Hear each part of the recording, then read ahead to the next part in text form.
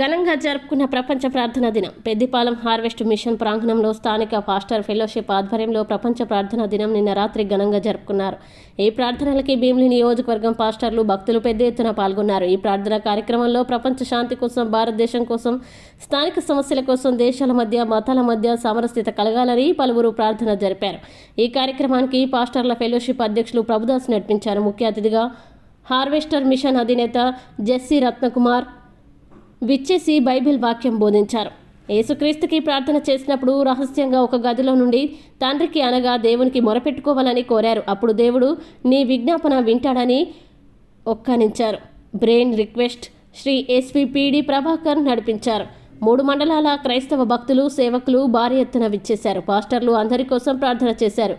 ఈ కార్యక్రమంలో క్రైస్తవ సంగీతంతో, పాటలతో భక్తుల్ని అలరించారు. ఈ కార్యక్రమంలో Paul Victor, S Paul, secretary Anandarao, pastor Hanok, reverend Padmakumar, మాజీ మండల సభ్యులు జంగం జోషి, జయకుమార్ తదితరులు పాల్గొన్నారు.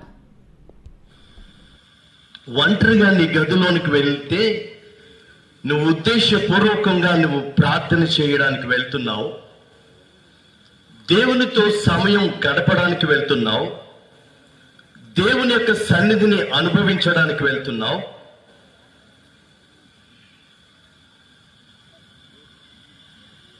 ప్రార్థన కొరకు సమయాన్ని కేటాయించండి. ప్రతి వ్యక్తి ప్రార్థనకి నువ్వు సమయం ఇవ్వాలి, ప్రియారిటీ ఇవ్వాలి. రెండోది ప్రైవసీ. రహస్య ప్రార్థన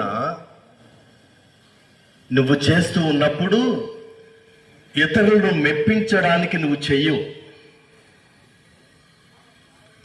ఇక్కడుండి ఇంటిలోనికి వెళ్ళి తలుపులు వేసుకొని, అంటే ఈ ప్రపంచానికి నువ్వు కట్ అయిపోవాలి. ప్రపంచానికి నీకు సార్వత్రిక ఎన్నికలలో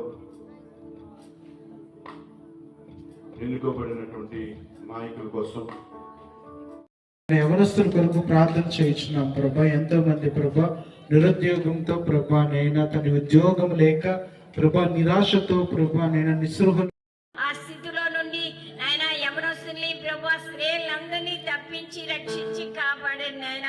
అయా ప్రపంచ వినియోగం, అసూయ, లింగ వివక్ష, వరకట్నాలు, అవినీతి మరియు లంచగొండితనము, ఒకరికొకరు వ్యతిరేకంగా మాట్లాడుట, వ్యర్థ సంభాషణ, కాముకత్వము, విగ్రహారాధన, వ్యభిచారము, త్రాగుడు, ద్వేషములు, కక్ష వినియోగం, అసూయ, లింగ వివక్ష, వరకట్నాలు, అవినీతి మరియు లంచగొండితనము, ఒకరికొకరు వ్యతిరేకంగా మాట్లాడుట, వ్యర్థ సంభాషణ, కాముకత్వము, విగ్రహారాధన, వ్యభిచారము, త్రాగుడు, ద్వేషములు, కక్ష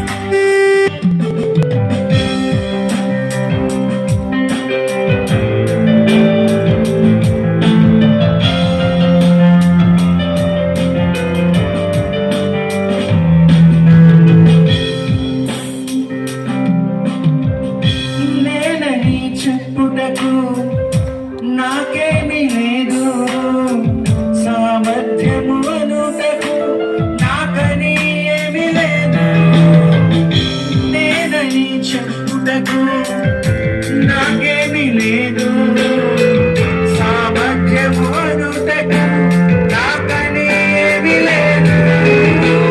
అర్హత లేని నన్ను హెచ్చించినది కృప, అర్హత లేని నన్ను హెచ్చించినది కృప.